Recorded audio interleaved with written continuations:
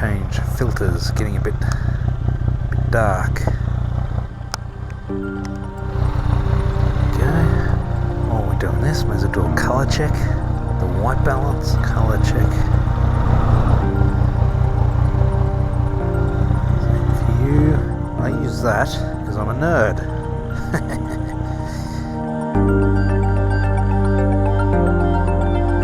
Alright, there we go. All set up.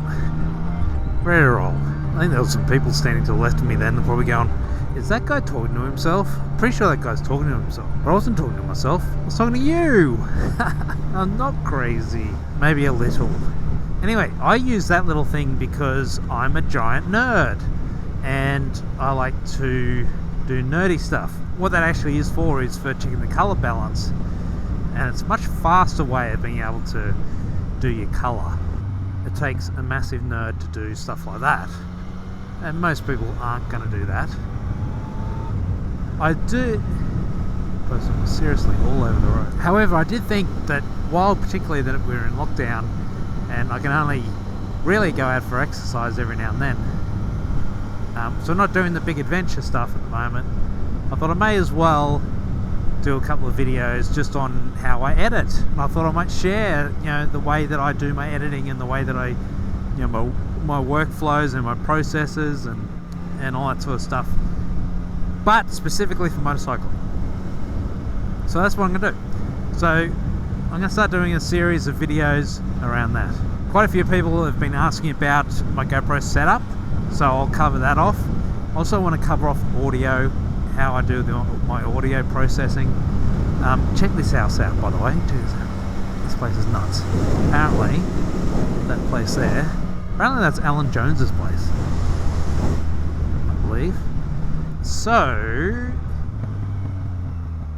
I thought, well, yeah, cover off things like that, cover off what settings I'm using on my GoPros, but also probably more importantly is sort of the process, right? The workflow, where I store my files, how I store my files, how I back things up, all those little bits and pieces. The years having made a lot of videos like this, a lot of the videos I've made in the past, nice Porsche, then I've worked out a workflow that I think for me works really well.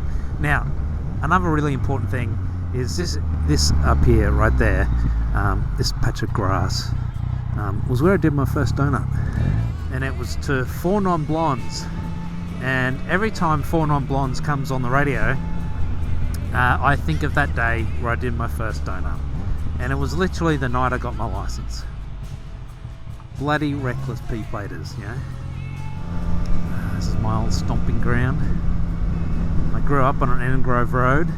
It was within earshot, literally earshot of Amaroo Park Raceway. So many of the residents used to complain about the noise of the racing. They used to give away free tickets if you were in the area and you lived on Engrove Road. So I used to go every weekend to the racetrack. I did a burnout in that car park too. Just right there was that parking spot was where I used to always park. This was our little local shop where we bought milk and bread in there. Obviously not anymore. Anyway, besides doing a trip down memory lane, that's what's coming. Every Man and His Dog's made videos about how to make videos. It's not a new thing by any means. But I thought I'd just do something that's sort of niche to motorcycling, because there's little things that are different for motorcycling, and also because I just want to, and that's as good enough a reason as any. If everyone just, I knew you were going to do that. If no one made any of their own thing just because someone else does it, then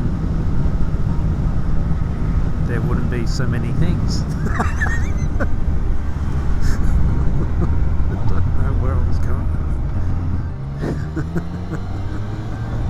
The point I was making was just because someone else does it, but doesn't mean you shouldn't do it. You just got to do it better. Otherwise, that'd be monopoly.